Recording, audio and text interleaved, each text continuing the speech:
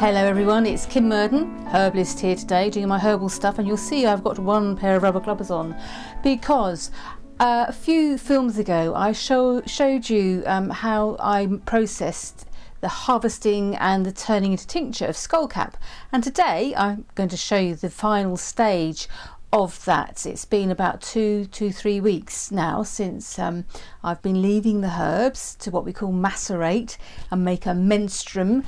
Every trade, doesn't it? Every craft has its own words, and herbal medicine is no different.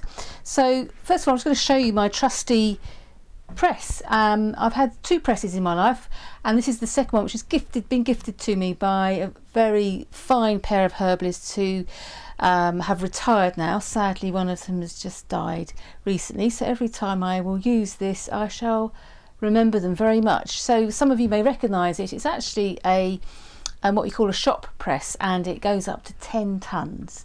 And when we're pressing out the herbs, we've got to extract the liquid from the plant material. So in the past I've used a hand wind press, which works very well, but it takes it's quite time consuming, and as one ages, even with the herbs, the wrist joints and things start to take a bit of a pounding. So if you remember, I put it in a bucket. So we're going to open up the bucket now without spilling it. Here we go. Wow, this is looking good. So I don't know if you can see this on here. The herbs are right to the top, but the liquid's there. And I said in that film that it makes a wonderful colour. One of my patients laughed at me. She goes, "Kim, they all look brown to me." But I go, "No, they're all a very different colour." And I don't know if you can really pick that up at all well. But give it a smell, and I shall taste this a little bit. Oh, it's very high alcohol content, this one. That's good. I can taste the bitters of the vervain.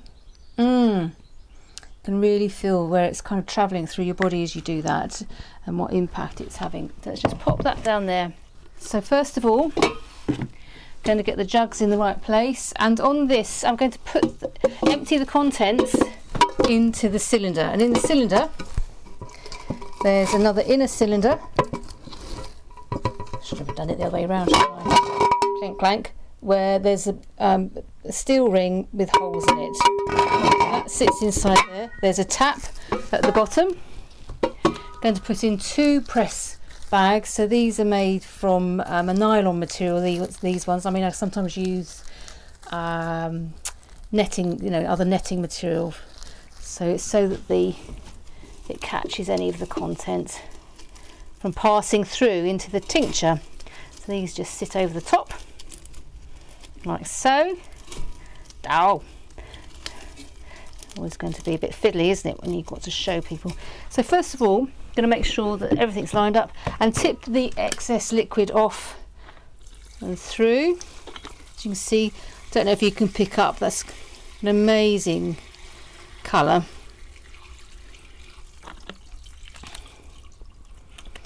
And then we're going to take the leaf material and pop that into the bag. And just to show you, once the water's drained, the tincture's drained off a bit there, I'll show you what we're doing here.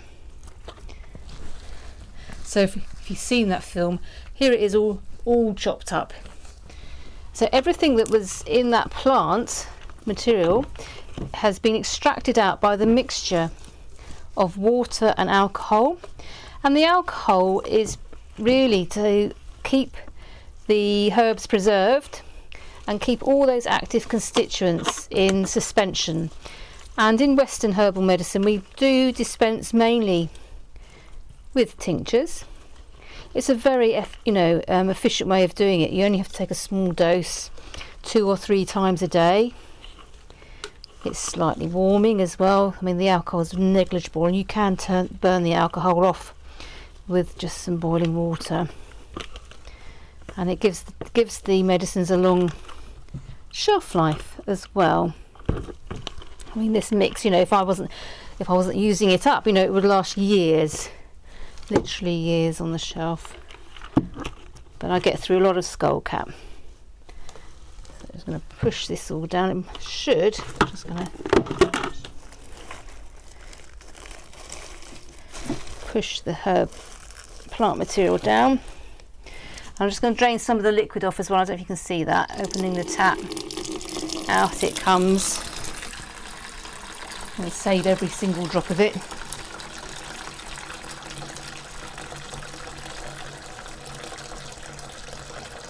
So I made 2.5 litres of this. So with the press, we'll make sure we get most of that liquid back out. So this bit, as you can see, is fairly straightforward.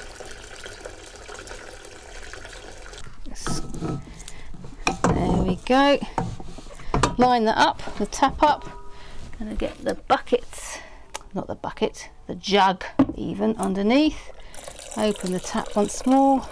Try and get that central. And then come round here.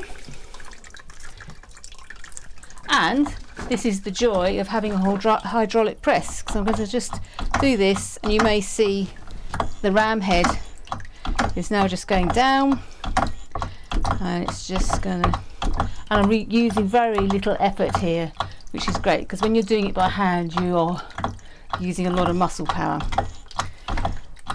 Nothing wrong with that, but when you're pressing lots and lots of tinctures in a summer, that's our busiest time, it gets a bit wearing. And depending on the plant, you know, sometimes if you're doing a very dry root, say, you know, using dried licorice, then you don't actually get the same amount of liquid back out of your press. Whereas something else, like a fresh plant, you often end up with a little bit more liquid because you've got the water content of the plant. So that's the kind of thing. I wouldn't bore you with the science. Sometimes we just recalibrate that to make sure. So the press is getting a bit tight now. We don't have too much water in the herbs, otherwise that could degrade the content of the tincture and it go off. So that's practically at full stretch there. Just gonna put my spectacles on and see what we're up to. Yes, you see we're nearly we're just over 2.5 litres there. Oh no, we're more than that, sorry, nearly up to 3. I'm just double checking what I put. Yeah, it was 2.5 litres in there, so it's still dripping away. I'll just let that finish off. So that is basically it. So it's pressed out. I might just make sure, in case a few little bits have fallen in, I might just put that through a sieve, but it's going to go. Let me show you.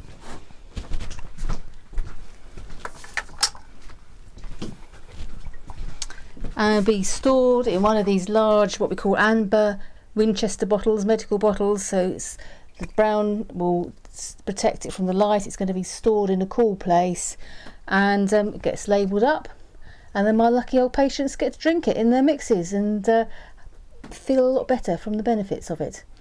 So thanks for watching. I'll just show you the final bit. Now it's stopped dripping.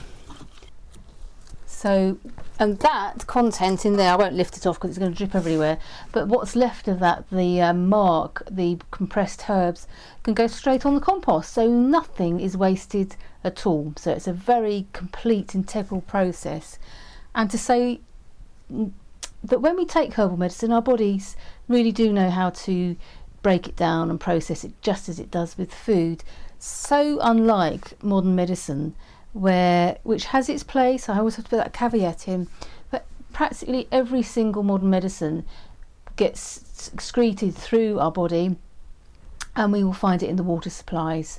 So, you know, we have to ask ourselves a question about what are we doing with modern medicine? Are we attending to all the consequences of what it's doing to us and to all the other life forms around us? Because of course it doesn't matter whether it's the contraceptive pill or diabetic medication or painkillers or, you know, statins. These are all having an impact and consequences on other life forms, and there comes a point where, you know, there's a toxic load and it's not appropriate. So some interesting questions as to how we attend to that and how we make sure that these are either extracted out of the water supply or whether there's another way around it.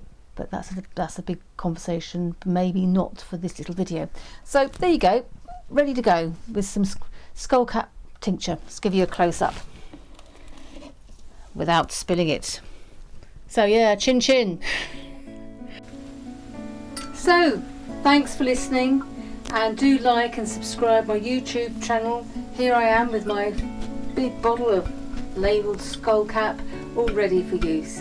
And do look out for more videos, and if you're local to Sussex, look out on my website for some walks that are coming up. I'm going to be doing ones very soon in July. So thanks for listening, and see you again.